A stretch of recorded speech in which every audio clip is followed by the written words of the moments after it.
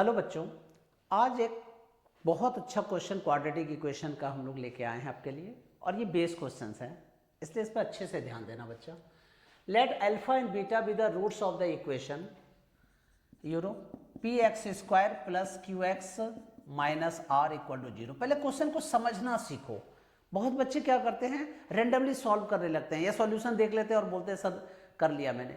नहीं, पहले उसका कॉन्सेप्ट पकड़ो, सोल पकड़ो बेटा। ये क्या होंगे, इसके दो रूट्स होंगे, एक रूट्स अल्फा ले लेते हैं, एक रूट्स हम लोग बीटा ले लेते हैं। Where p is not equal to zero, ये तो प्रॉपर्टी ऑफ क्वाड्रेटिक इक्वेशन होता है। If p q and r be the consecutive terms of a non constant G. पहले जो जो टर्म दिया है ना उसको समझो पहले अच्छा से। देखो ये पी है, ये क्यू है और ये आर है, और ये क्या है, एक जीपी बन रहा है और कॉन्सिक्यूटिव टर्म ऑफ जीपी है। ठीक है, कॉन्सिक्यूटिव टर्म का मतलब लाइन से जीपी है और ये नॉन कांस्टेंट है, इसका मतलब जीपी डिफर कर रहा है, सेम नंबर वाला जीपी नहीं है। And 1 upon alpha plus 1 upon beta is equal to 3/4 ये दिया हुआ है। Then the value of alpha minus beta का होल स्क्वायर क्या होगा, हमने alpha minus beta whole square is equal to what calculate करना है।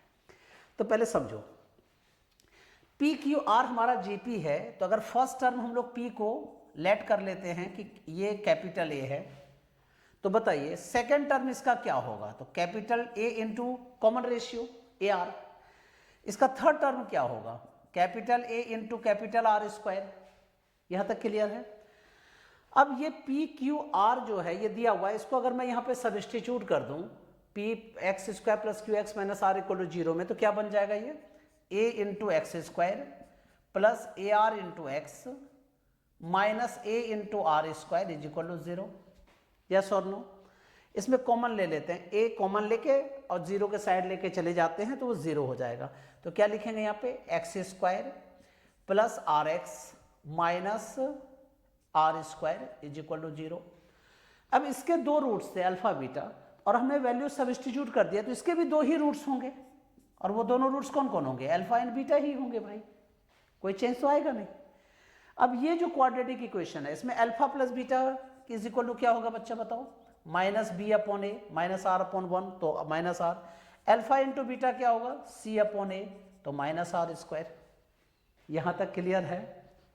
अब मुझे क्या कैलकुलेट करना है, ये कैलकुलेट करना है, तो पहले ये जो दिया हुआ है इसको भी यूज कर लेते हैं। तो 1 upon alpha plus 1 upon beta is equal to 3/4 है, तो इसका एलसीएम निकाल लीजिए। तो beta plus alpha is equal to 3/4। तो अल्फा प्लस बीटा यहाँ पे क्या है, बीटा प्लस अल्फा सेम हो ना, तो माइनस आर लिख दीजिए upon minus r square is equal to 3/4। Clear है।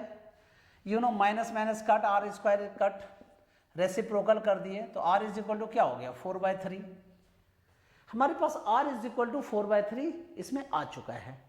अब हमें क्या कैलकुलेट करना है, अल्फा माइनस बीटा का होल स्क्वायर कैलकुलेट करना है। तो सिंस अल्फा माइनस बीटा का whole square is equal to alpha plus beta का whole square minus 4 alpha beta. ठीक है, कन्वर्जन बताया था मैंने ये अलजेब्रा का। तो अल्फा प्लस बीटा क्या है, minus r, then minus r का whole square. Alpha into beta क्या है बच्चा, माइनस आर स्क्वायर। तो ये क्या हो गया, capital R square minus minus plus 4r square. यहां तक क्लियर है। 1r square plus 4r square कितना होता है बच्चा, 5r स्क्वायर। यस और नो बेटे, क्लियर है। अब वैल्यू सब्स्टिट्यूट कर दीजिए, 5 इंटू आर की वैल्यू क्या है 4/3, तो 4/3 का होल स्क्वायर, तो 4 स्क्वायर 16, 16 5 जाए 80 अपॉन 9। तो 80 अपॉन 9 कौन सा ऑप्शन है, option number 1। This is your final answer. मैं फिर समझाता हूं।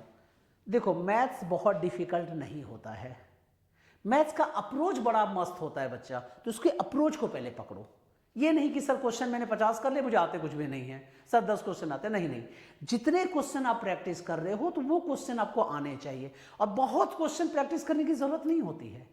हाँ, कॉन्सेप्ट क्वेश्चन रखो, बेस आपका क्लियर है तो सारे क्वेश्चन लगेंगे। अच्छा एक बात बताइए, खुद जरा सोचो, मैं इतने क्वेश्चन करता हूं, ठीक है, कोई भी क्वेश्चन बच्चा रैंडम लेके आता है, कोई गूगल करके आता है क्वेश्चन, कोई कहीं से लेके आता है, सारे क्वेश्चन कराता हूं ना, तो क्या मैंने सारे क्वेश्चंस क्या याद रखे होंगे सारे?